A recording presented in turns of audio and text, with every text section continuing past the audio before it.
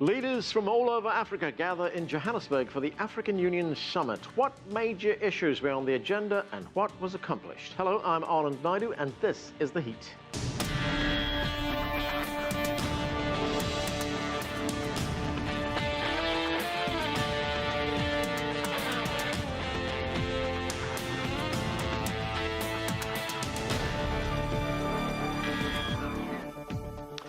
Heads of state from throughout the African continent met over the last few days at the 25th African Union Summit in Johannesburg. Under the theme of women's empowerment and development in Africa, other issues such as peace and security were also discussed. We begin with CCTV reporter Angelo Coppola, who's been covering the summit in South Africa. And Angelo, what did the leaders want to accomplish and address at this summit? Well, they were hoping to, as you mentioned up at the beginning, talk about women's empowerment. They're also looking at putting procedures and processes in place that will make sure that women actually get finance so that they can grow any businesses they might be organizing or interested in. For example, in agriculture, they run around 80% of all the agricultural produce on the continent. So that was one aspect. Then we are looking at infrastructure, which is the big key.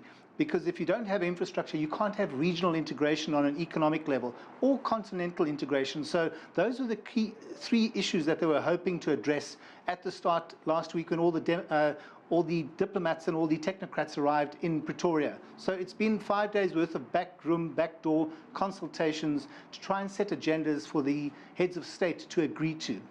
So at the end of this conference, can the leaders walk away saying, look, we've talked about this, we have a plan, now we're going to implement it? I mean, what is the level, how would they measure success here? Well, that's always the trick question with every single summit, AU summit, WEF, whatever summits you go to, is actionable plans with timelines and measurable issues that are in place. What was interesting this time round was Dlamini Zuma, the AU chair, called in consultants to have a look at the resources within the AU, because what's been happening is lots of plans have been put forward, but there's nobody on the ground to manage the processes, to ensure that the plans are actually implemented. So they're looking at resources, they're looking at restructuring the organization so that they can actually measure and implement when they say they're going to implement. The tripartite economic area that was signed in Egypt last week was under discussion, and it's a precursor to a continental free trade agreement, which everyone's hoping will be implemented by 2017. It now needs to be firmed up, it needs to be fleshed out a bit, and plans need to be established, and people put in charge to actually manage that process. That's the one issue. The other key issue is around private security in terms of countries that are under stress at the moment, like Burundi, Somalia, and Sudan, and how the rapid reaction force that the countries are trying to put in place will react if there are crises in these countries, and probably more importantly, how they're going to be funded. And finally, there's a question of funding.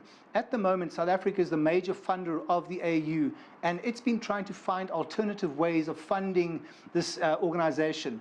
They had some golf days, they've had some dinners, but essentially they're also looking at a basket of taxes. It could be a commodities tax, which has been suggested, or a tourist tax. And it's going to depend on each country which tax they're going to use to help fund the AU going forward. Anand? That's CCTV correspondent Angelo Coppola.